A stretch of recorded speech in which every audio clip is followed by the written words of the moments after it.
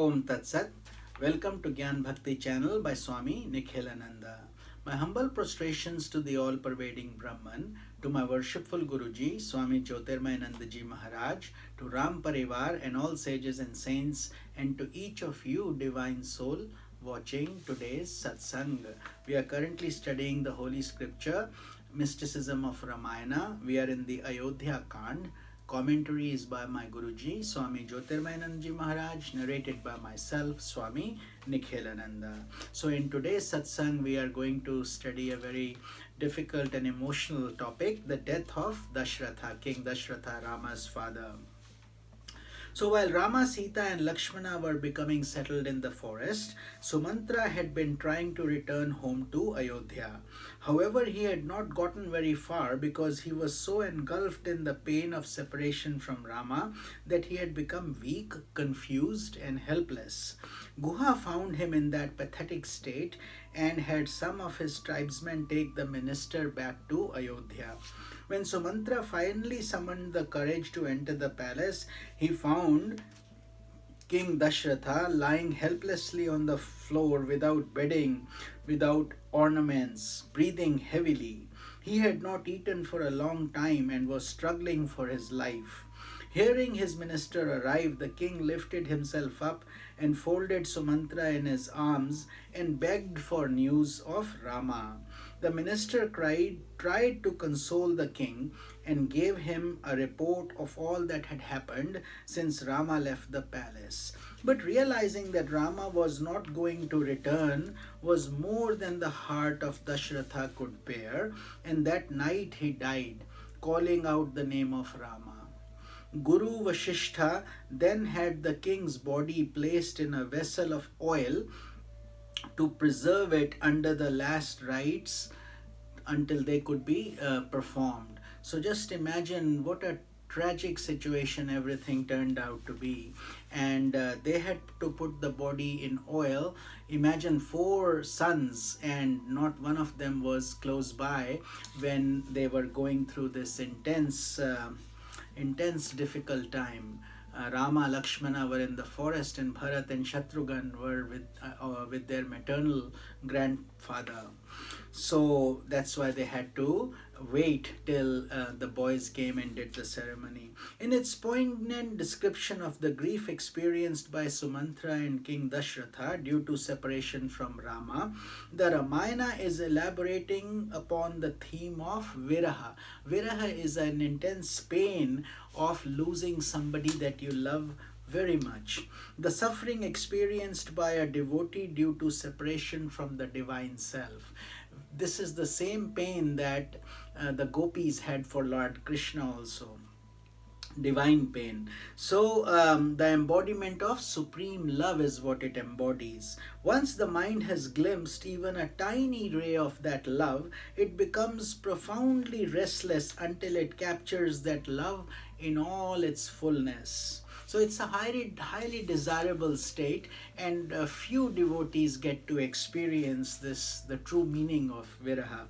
To help an aspirant understand the state of mystic restlessness, Sri Ramakrishna Paramhans compared it to a blending of 3 intense sentiments that are well known to the human mind: the love of a greedy person for wealth, the devotion of a mother to her child, and the romantic longing between the lover and beloved. So if we take all these 3 and you combine them, that sentiment gets closer to Viraha.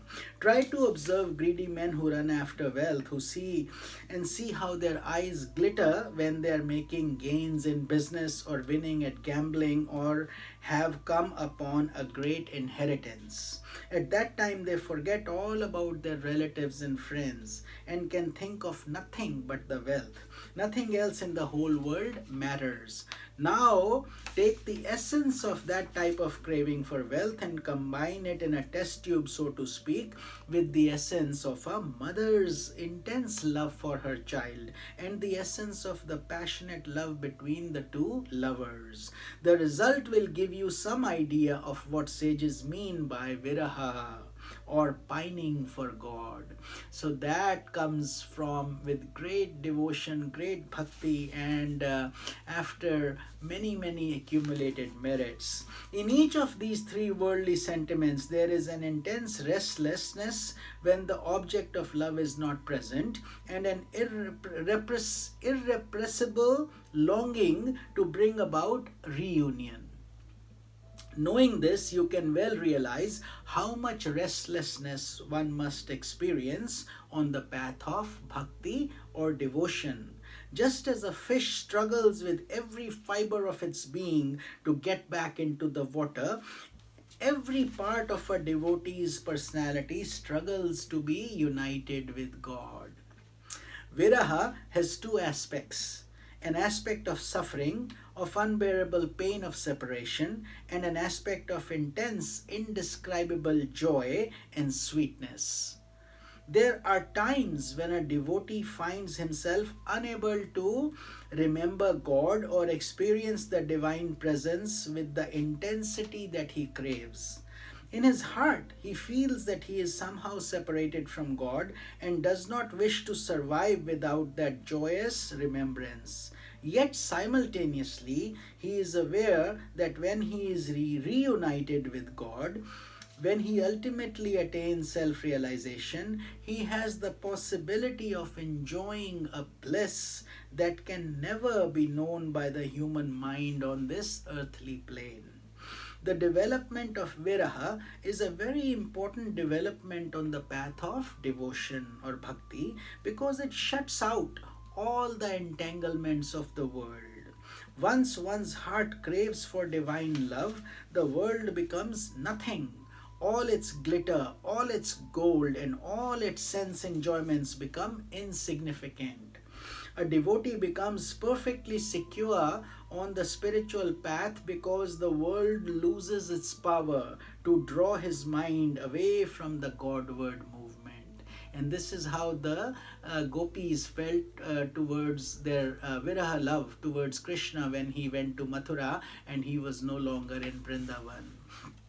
In this world, people are constantly suffering for ordinary things, petty things. They experience pain because someone has spoken harshly to them, or because they lost some business deal, or because someone hasn't given them proper attention when they enter a room.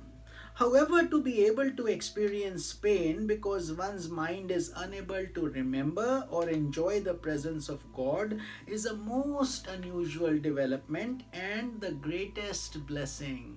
So, as you start walking on this path with full faith and your self effort, you will start to see the blessings of bliss and happiness enter within you. If one's heart suffers because of separation from the divine self, that is an indication that he is moving away from the limited world towards saintliness, and that the transcendent reality is becoming the source of his love and inspiration. So, those are the signs, the steps along the way to know that you are progressing on this path. Indeed, it is not suffering at all because it is an indication of the greatest achievement in life: divine communion, becoming one with God. The majority of the people do not feel that pain of separation from God, even though divinity is forgotten day in and day out. There is no pain because the human personality has developed a kind of spiritual numbness. We speak the words, but our heart's not involved. We do things more in a mechanical way. If your leg lost its feeling due to injury, you would feel no pain in that leg. But in the course of time, as your nerves recovered the health, you would start to feel pain again, and you would rejoice because of that development, because now you know you can feel the sensation and you can walk and etc. So that is somewhat similar to what somebody in Viraha feels. Although it's painful, it's also pleasant. Similarly, due to the lack of spiritual health, human emotions have become numb, and most people are unable to realize what a loss it is to be oblivious to the majesty of divine presence. People just come and lead an artificial life without ever knowing who they really are. They are not this body, mind, intellect, friends, things. Everything is kind of moving towards transience and to an end, and so will our body end one day. But if we have not taken this true knowledge, we have simply wasted our life, and then we will come back in another embodiment where the divine plan will give us another chance. So this is what we say, the Bhav Sagar, the chakra of life and death. Those who have been blessed with devotion or bhakti, however, are sensitive enough to feel the pain of separation from God, and their pain is truly a source of rejoicing for the soul. That is the real celebration. So let us pray for that viraha, that pain, that bhakti, so we can all enjoy that nectar of serenity within our own hearts. And we will continue this journey in tomorrow's satsang. This is Swami Nikhilananda. Om Tat Sat.